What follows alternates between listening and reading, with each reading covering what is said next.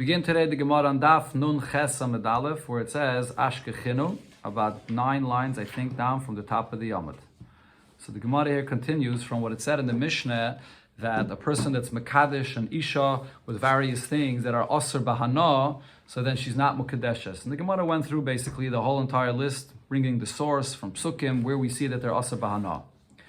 So now the Gemara says as follows: Ashkechinu Mar Yehuda Rav Yosef. Mar Yehuda found or encountered Rav Yosef or Rav Shmuel Berei the Rabba Bar Bachana, and Rav Shmuel, the son of Rabba Bar Bachana. They were standing at the entrance of Rabba's house or Rabba's Bismedrish. So Amalahu, he said to them as follows: Tanya, we learned in the Braisa, HaMekadesh bepetach hamer, he Mekadesh Isha with the firstborn donkey that has to either be redeemed or it's killed. So a person has this petach hamer and he's Mekadesh Isha with it.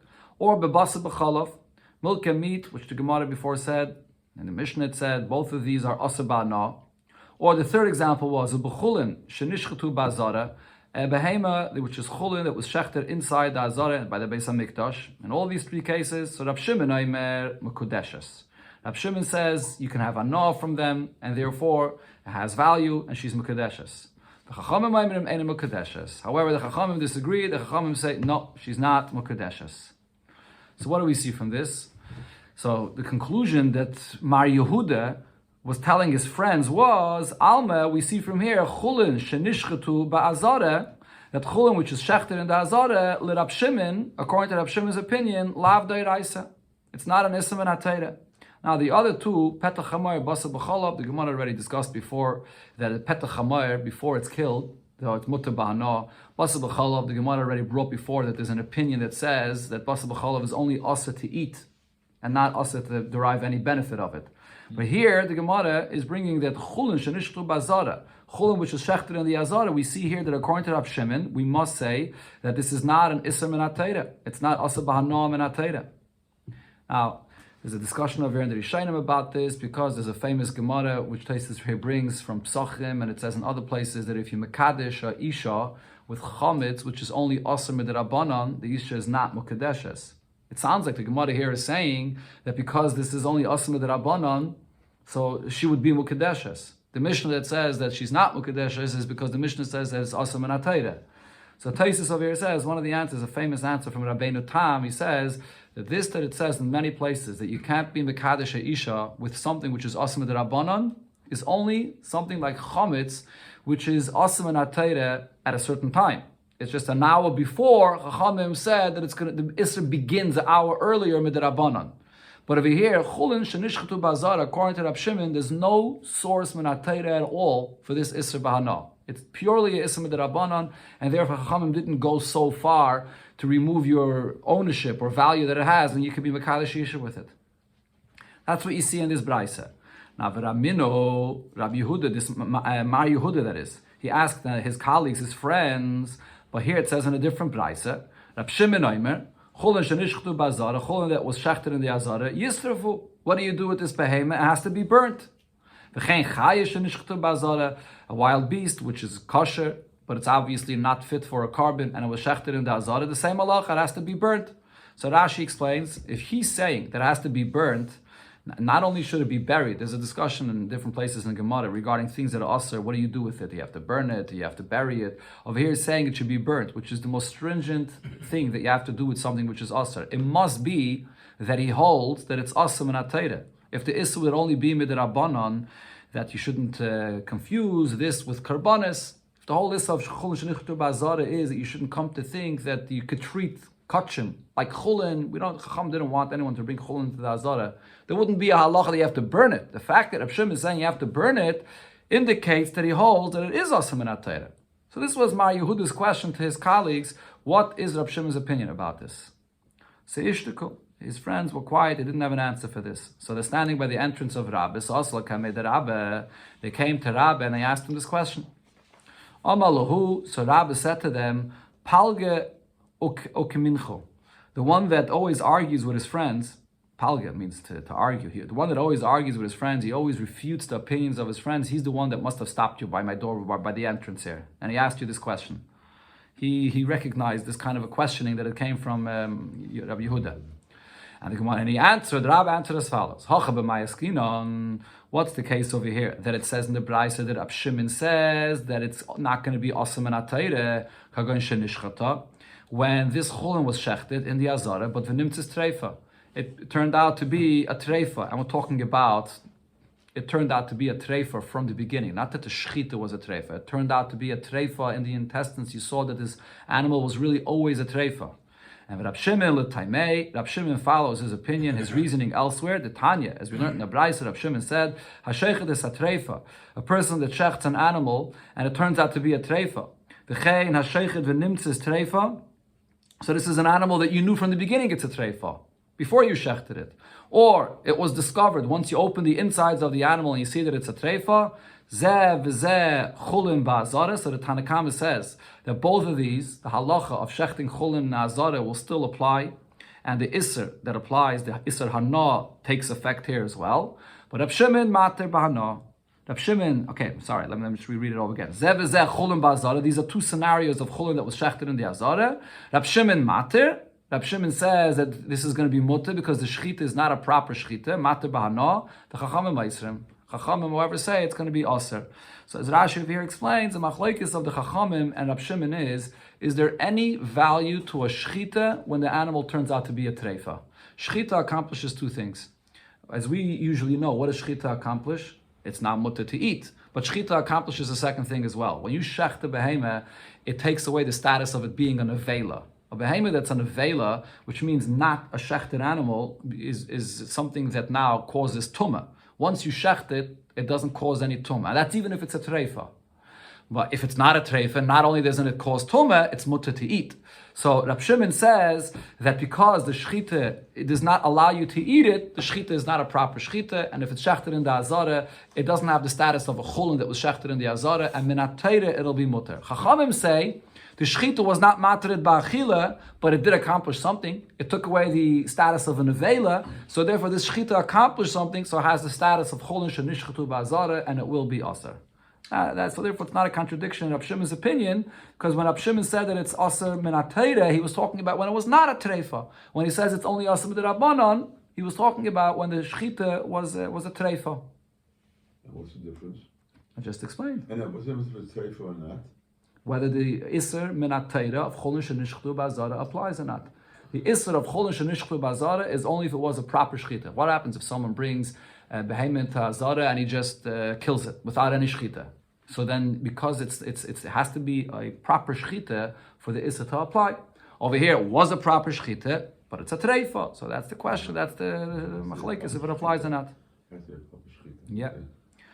Next thing, now this is the last point actually that it said in the Mishnah regarding all these things that are asa bahana, so you can't be mekadesh yisha with it. Then the Mishnah says, machron v'kiddush b'demeyan. What's if any of these items he sold it itself, and now the money that he got in exchange, he was mekadesh yisha with this money. Mekadesh, with the money you are mekadesh. Meaning the iser hana that there is on the object does not transfer over to the money that you got for the sale of this object. Says the Gemara Minala, what's the source for this? Answers the Gemara, because the Torah reveals regarding Avodah Zarah, that whatever you buy with an object of Avodah Zarah becomes cherem, becomes asa b'hanal, like the Avodah Zarah itself, as the Gemara teaches the pasuk. Kol sha'ata mehaya heimeno. The word v'hayisa means whatever you create, whatever money or other object you get from the Avodah Zarah, hareu kamayu, has the status like the Avodah Zarah itself. So that's what it says by Avodah Zarah. The klal, from this I understand, the Chol Yisurim should be Torah sharu. That in all other Yisurim of the Torah, it itself is Asa Bahana, but in exchange for money, any other money you get for it will not be Asa Bahana. Asks the Gemara, but how do you know you don't learn out from Avodah Zarah? V'neiluf mina, learn from Avodah Zarah that the same applies everywhere, that the money should be Asa. Answers the Gemara, Mishum Dahava Avodas Kechavim Mishvius, because of Avodah Zarah that we just mentioned. And then the Isser Hana that there is regarding Shmita produce, Shnei Ksuvim, these are two psukim that say the same point. Haboim ke'echad. V'chol shnei ksuvim haboim ke'echad ein melamdin. The rule is if the Torah repeats the same thing twice, why is it doing so? To create a rule that this is an exception only here and you can't learn out anywhere else. So the Gemara brings the source now. Avodas kechavim hodamara. The source on Avodah Zarah that there is this stringency that the Isra is transferred to the money as well, as we just mentioned. Shvius Mahi, where do we see that by the produce of Shemitah it's the same thing? Because the pasuk there says, Yovel hi kodesh tia lechem. This is Yovel, and that the produce has the status of kodesh. What's the expression of kodesh? What's the holiness here? Ma kodesh teifus is damav, just like by kachim. If you are going to redeem a behemoth or something from kachim, so that kedusha goes now on the money, av shvi is the festus tamer. So too by Shemitah, if you buy something with the produce of Shemitah, you buy whatever you buy, the kedusha of Shemitah transfers over to that item. So now the Gemara asks on this. Here the Gemara, this is sort of a side point, but the Gemara clarifies here this halacha regarding Shemitah. I would think that I would compare Shemitah produce to kachim to say that just like by kachim, if you redeem something from kachim, so what happens? So now the kedusha of the kachim goes on the money or on this new item, and the original item of kachim loses its holiness. It becomes desecrated. So the same thing I should say, Av Shvi is tefestes domev v'yetzel. So too by Shemitah, if I sell a Shemitah item, so then the Kedusha of Shemitah goes onto the money, and the original item loses its holiness of Shemitah, v'yetzel. Talmud loima tihiyah. It says over there, Yovel hi kodesh tihiyah. Tihiyah means b'haviyasa tehei. It remains in its status. So Ketzat. So the Braisa here says, how does this play out? Lokach bepeir shvius basar. If a person takes produce of Shemitah and he buys a piece of meat, so elu ve'elum is bayed and b'shvius. Both the original paytus of shvius and the meat that he bought. And when it comes the time when you're obligated to take out the produce of Shemitah from your house, you're gonna have to take out the original paytus and the meat that you bought for it as well. Dogim, bebasar dogim. That is, if he went and took this meat now and he exchanged it further, he bought meat, he bought fish with it. What happens is, yatsa basar nichnesu dagim. So that meat, which is not the original Shemitah produce, loses its status of Shemitah, and the fish take its place. Further, the person went bedagim, yayin, with the fish, he bought wine, yatsu dagim, nichnes yayin. So the kedusha of Shemitah that there was on the fish is replaced with the wine. Beyayin shemen, if he bought with the wine oil, yatsa yayin, nichnes shemen. Instead of the wine, now the oil has the kedusha of Shemitah. So what's the point here, says the Braisa, ha ketzad. Achrein nitfas b'shvius. It's the last item that you bought with the original Shemitah produce that will have now the kedusha of Shemitah, uperi atzmai, and the original produce as well, aser. They will both be aser, but everything else that you bought in between will be mutter. Okay, so we get to the point here is we have two psukim where it says that when you have an item which is aser b'hana, that iser hana goes on the money as well. That's avodah zarah and Shemitah. Says the Gemara now, this is a good answer for the opinion that says Ein Melamdim. When the Torah repeats something twice, that's an indication that I can't learn to anywhere else. But there is an opinion that says that even if the Torah writes it twice, it could become a rule, a source to learn out for everywhere else. What are we going to say? Why by all the other Yisuri Hana do we not learn from here? And says the Gemara, Mi'uti Ksivi.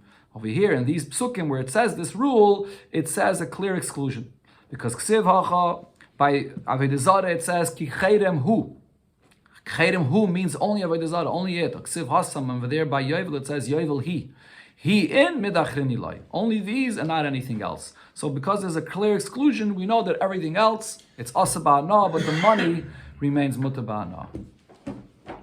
Sagt Heilige Mishneh, HaMekadish, Betrumes, Ubemaiseres, Ubematonis. A person that's Mekadish, a Kohen, with Truma, or with Meiser, or with Matanis. Now here, we're talking over here, as we'll see in the conclusion of the Mishnah, about with a Yisrael that has the produce. That's a simple pshat, the way the Gemara originally understands this Mishnah. Yisrael has produce that grew in his property, and he has to separate the Truma for the Kayin, the Meisers for the Levi, and other Matanis that he has to give from it, whether it's Meiser Onni, Meiser Sheni.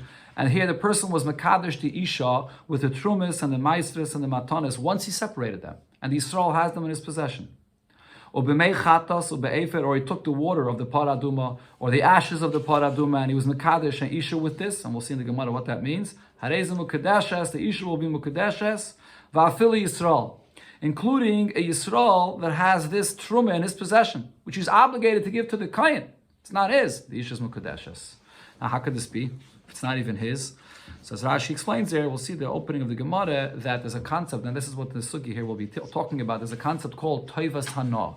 Toivas Hana means that you don't own it itself, but you have the choice and the rights to choose which kind you give it to. And not only that, you could be paid off to choose a specific kain to give it to. So that has money value.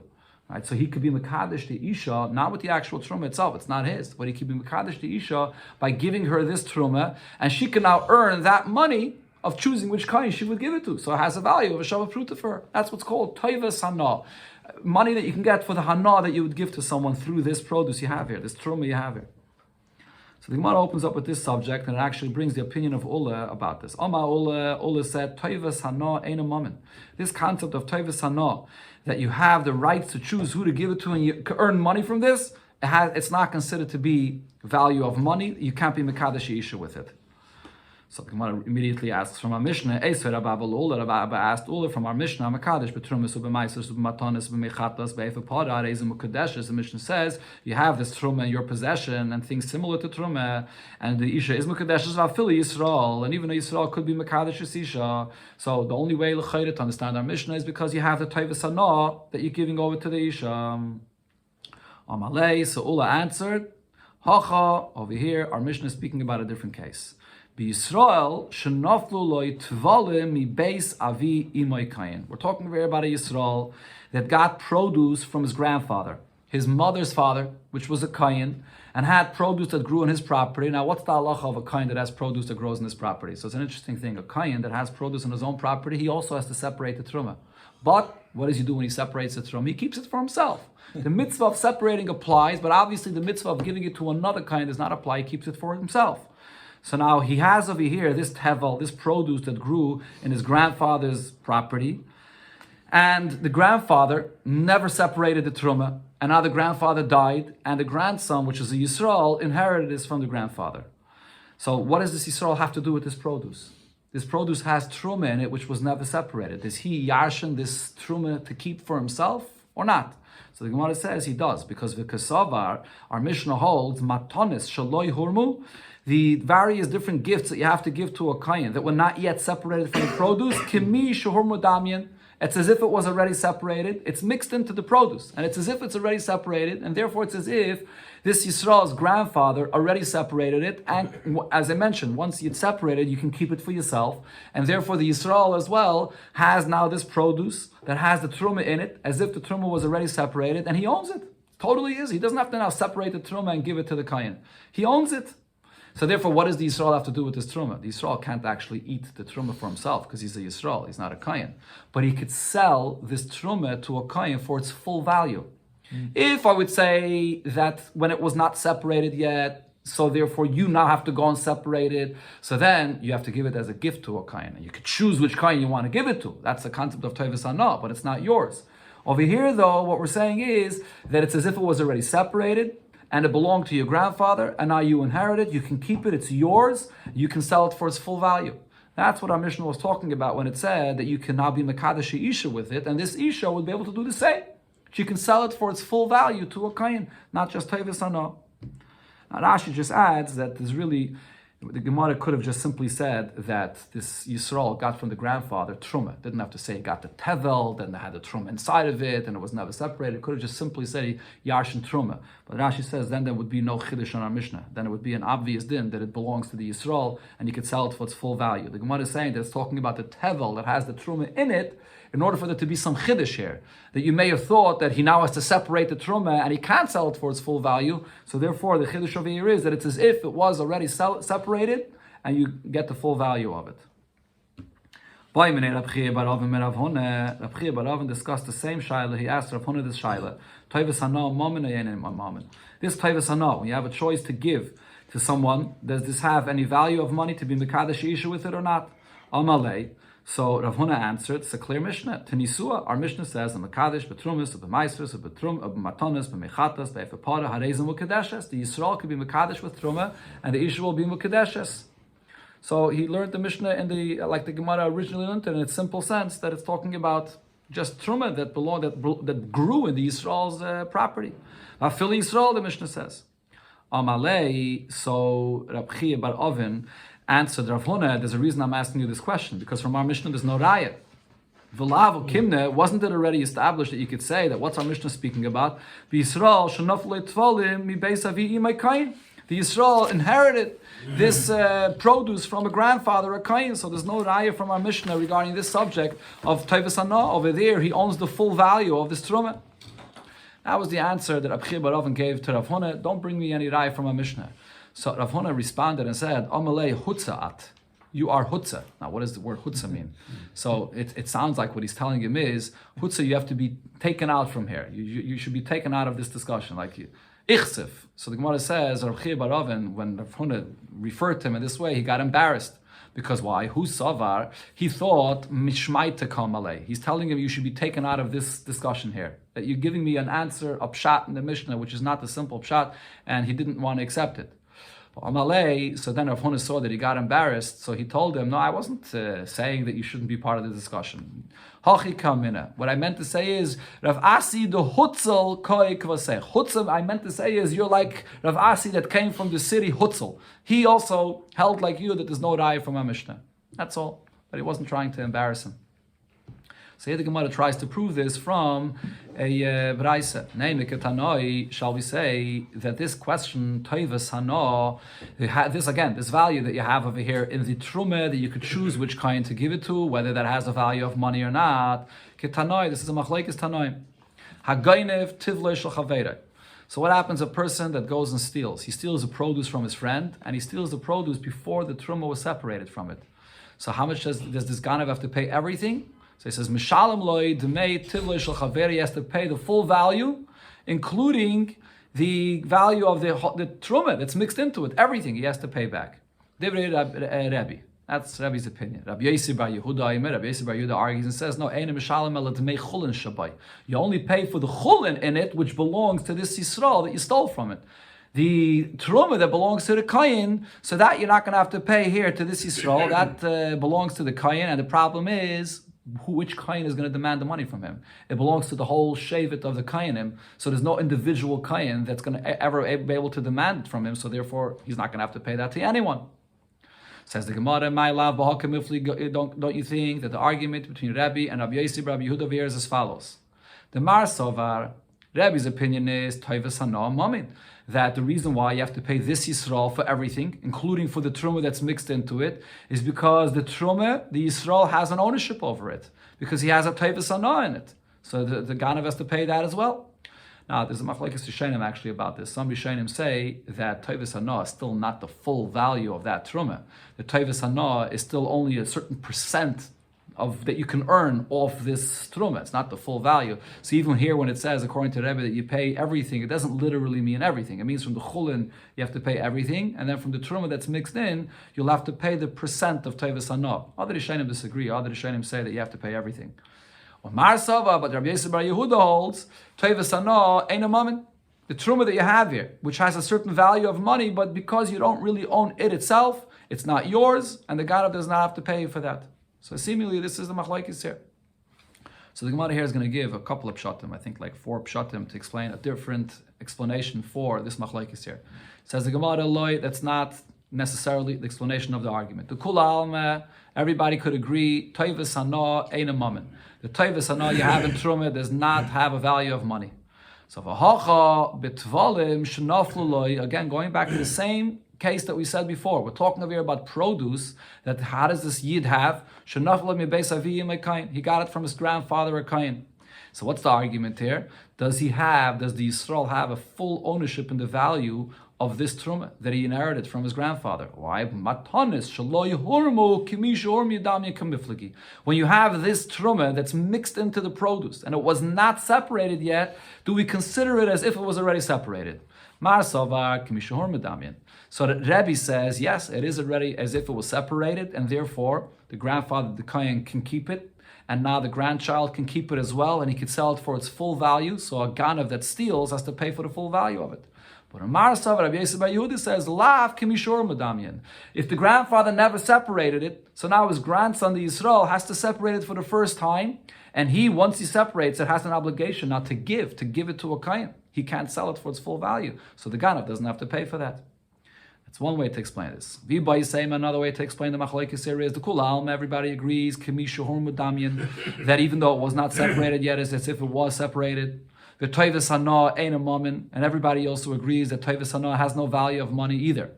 So what's the argument over here? We're talking over here about the produce that grew in a Yisrael's property, in a Yisrael's possession, and they're arguing about the statement that Shmuel said. Shmuel said regarding the obligation of separating truma, chita achas, one kernel of wheat, peiteres esakri, can exempt you from truma of a very big, large amount of produce that you have. And this is actually the halacha in Torah. In the Torah, it doesn't ever say a shear for truma. You can give a tiny drop for everything. So Shmuel is saying that you can pater one little tiny drop for everything. So therefore, you can tell the ganev that you stole from me the produce, which has the truma in it, you pay me everything back. Because really, even including the amount that I had to give for truma, I just have to give a tiny drop. So the Mar Islay the Shmuel, Rabbi agrees to what Shmuel said, Umar Leslay the Shmuel, and Rabbi Yisrael Yehuda disagrees with this. Now, as Rashi explains, though, the Mefarshim here explain, the truth is that Rabbanan did give a certain share to Truma. We had this a few times in the Gemara. You give either a 40th or a 50th or a 60th. There is a certain share you have to give with the Rabbanan for Truma. So in essence, the Machlokes here is, Shmuel held that the whole share Rabbanan gave is just L'chatchila. B'diavad, even Rabbanan say that you don't have to. It's l'chatchila you should. But the other opinion, Rabbi Yosef Bar Yehuda says, no, it's ma'akev. Even though in not Torah there is no shear, but once Rabbanan gave a shear, you must give that shear. So therefore the ganev is not going to have to pay for that, because that shear belongs to the kain. V'bay Seima, third pshat, the kul alma, less lo the Shmuel. Nobody agrees to what Shmuel said here. So therefore, the truma that's included in this produce does not belong to this Yisrael. So why would the Ganav have to pay for this? The Rebbe, what's the reason Rebbe says that the Ganav should pay for it? The Kansur Rabbanan Laganav. It's a penalty Rabbanan gave to the Ganav. Why should the Ganav gain by the fact that now the Truma belongs to a Kain and there's no Kain that could demand it from him? Rashi uses the expression, Nimtza Chait Nisker, the sinner gains. So the Chachamim gave a knas that the Ganav should pay back. A fourth pshat for this is, the Gemara says, the kul alma islu the Shmuel. Everybody agrees to what Shmuel said, that just one chita could pater everything, and therefore the owner of this produce has a very good claim to the ganev, pay me back everything. But for hacha time the Rabbi Yosef Bar Yehuda, why does Rabbi Yosef Bar Yehuda say that the ganev does not have to pay the owner for everything? Because he says actually it goes in the reverse. The kansur rabbanon lebalabayis, this is a penalty rabbanon put on the owner here. Because he shouldn't have just kept this produce untithed or without the truma taking it in his possession. He should have taken care of it right away. So Chachamim gave him a knas that he loses out on that part.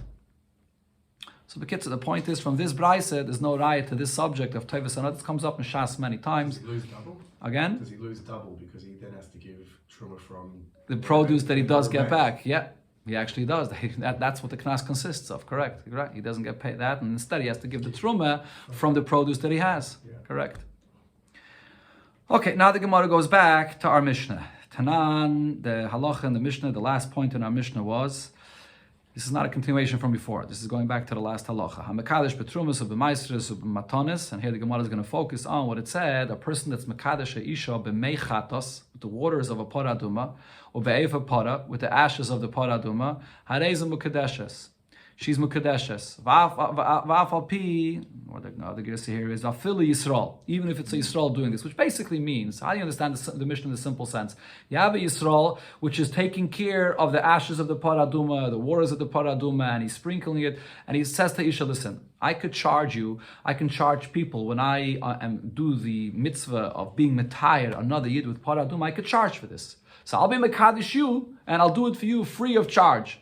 And with that, it's a value of a pruta, you should be mekadeshes to me. That's what it sounds like the Mishnah is saying.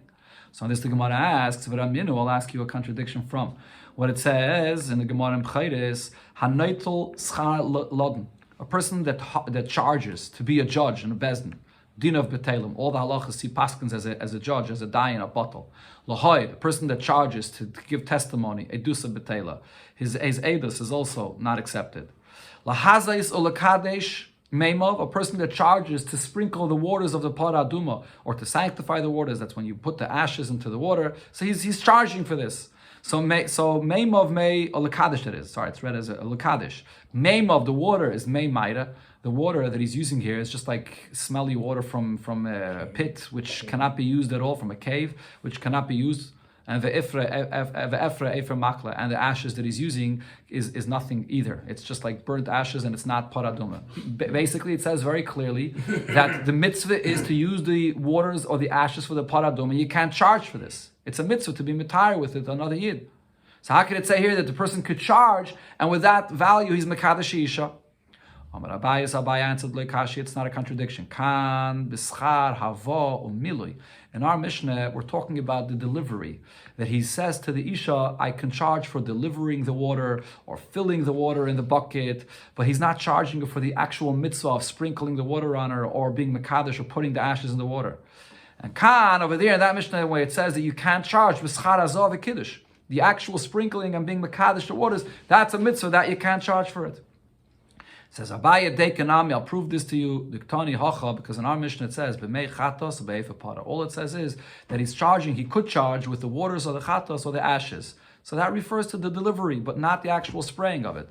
The Ketani Hasam, and there though, where it says that you can't charge, it says clearly, Lahazais or Lakadesh. That's for the sprinkling or for the sanctifying of the waters. That's what you can't charge for. Shemamina, this is a proof for this distinction. Hadron Allah Chesh Mekadesh. This is the conclusion of the second Perek of Kidushin. Okay, we'll stop over here for today.